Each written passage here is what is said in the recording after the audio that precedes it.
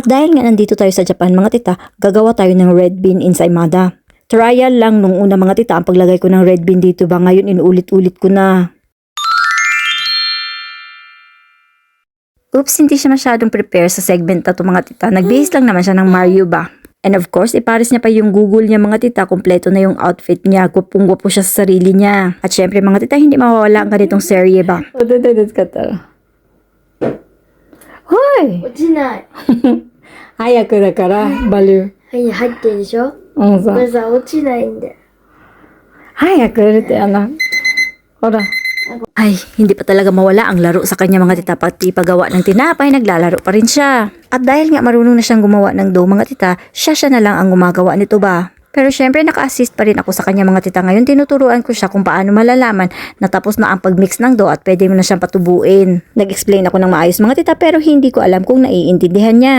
So tapos na naming i-mix yung dough namin mga tita, pinatubo na namin siya. Ngayon maghahanda na naman ako ng red bean at butter. Ang gamit ko palang red bean mga tita is subuan yung may mga butil-butil na red bean siya. Lagyan lang natin siya ng butter tapos ilagay natin siya sa bowl mga tita, tabunan natin ng plastic wrap. Tapos ipupush natin yung butter mga tita para medyo lumambot yan siya. Tapos set aside natin siya ng mga ilang minuto mga tita para lumambot talaga yung butter niya. Tapos kapag malambot na yung butter niya, imimix natin silang dalawa. Medyo matigas to siya mga tita kasi nga galing sa ref to sila pareho ba. Kapag na-mix mo na sila ng maayos mga tita, tabunan mo ulit ng plastic wrap para hindi mag-dry yung mixture natin. Tapos i-set aside natin. Ayun, tumubo na yung dough natin mga tita. Let's push and punch na. Sa paggawa ng tinapay namin mga tita, ito yung pinakagustong segment niya. Akala niya siguro naglalaro pa rin siya. Ito pala yung ingredients niyo mga tita. Paghaluin nyo lang lahat yan mga tita sa mixer. Tapos imimix natin siya ng 25 minutes sa number 4 na mode ng mixer nyo. Patubuin natin siya ng 45 to 50 minutes at ito na yung resulta niya. Hatiin nyo muna yung dough nyo mga tita at let it rest na muna ng mga 5 minutes. After 5 minutes mga tita, gagawin na natin siya. Ilalapad lang natin yung dough natin. Gagawin natin rectangle pero wag masyadong malaki mga tita kasi papangit yung lasa niya. Sa mga first timer mga tita, ganito yung gagawin nyo. Yung rolling pins nyo, ilagay nyo sa gitna ng dough nyo. Gitna pataas, gitna pababa, gitna pagilid, gitna pagilid din. Kapag nilalapad mo siya mga tita, lagi kang magsimula sa gitna para even yung size niya. Ganito lang dapat kalaki ang dough nyo mga tita, wag nyo masyadong lakihan na. Tapos ang sabi ko sa kanya mga tita, rectangle ka. So may sarili siyang desisyon mga tita, ginawa niyang circle. So, hirogete, mate, mite. Ah, わかった。 Medyo mahirap talaga i-spread ang toppings natin mga tita, kaya tignan nyo para siyang nagmamasa. Sabi ko wag niyang lagyan ng force mga tita, lahat yata ng lakas binuhos niya. At dahil nga sa tingin kong nahihirapan siya mga tita at ayokong masira yung presentation natin, kaya ako na muna ang pumalit sa kanya. Ngayon punta naman tayo sa rolling mga tita. Lightly roll your dough mga tita na merong topping na wag niyong lagyan ng force mga tita at wag niyong idiin ha. Ngayon tingnan natin mga tita, ipasa natin sa kanya kung kaya niya ba. So ganun lang siya mga tita, super light lang, tamang i-roll mo lang siya nang walang hassle ba. At dahil nga hindi rectangle yung paggagawa ng dough niya mga tita, i-push lang natin sa gilid mga tita hanggang magpantay-pantay niya siya. At kapag napantay mo na yung magkabilaang gilid, ikakat na natin siya. Dito sa dough natin mga tita, mga 6 ensaymada ang magagawa natin. 420 grams ang flour na ginamit ko dito mga tita. At ito yung kalahati sa mixture ng flours ang gagamitin natin para sa ensaymada natin.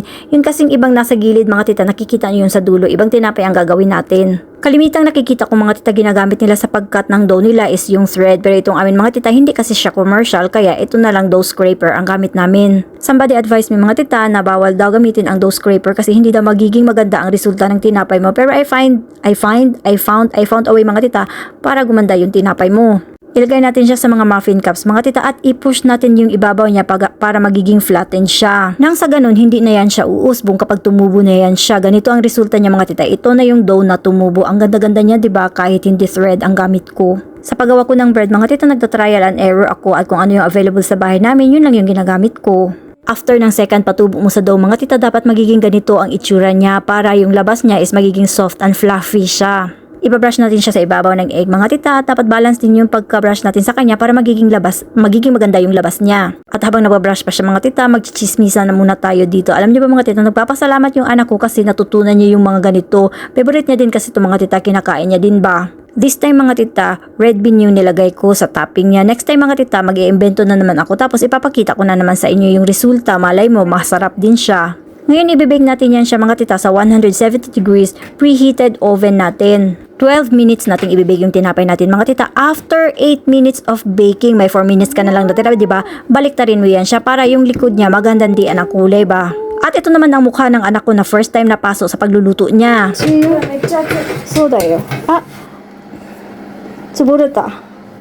So, napuyat pa yung isang pandesal ko mga tita kasi nadaganan ng isang tray. At ito na yung lutong bread natin mga tita. Papalamigin na muna natin siya kasi mamaya lalagyan natin siya ng butter margarine dyan sa ibabaw at pati na rin sugar. Ganito ang outcome niya mga tita sa mga processing na ginagawa natin. At tingnan naman natin kung gaano siya ka-soft and fluffy. Pindutin ko mga tita ha, total kami din naman ang kakain nito.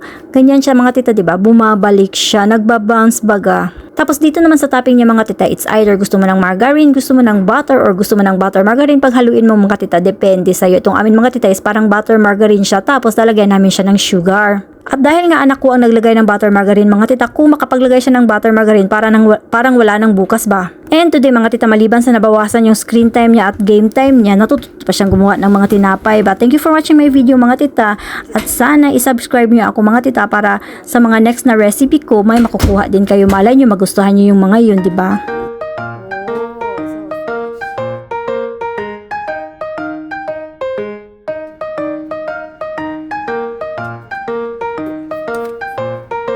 Oh, nice.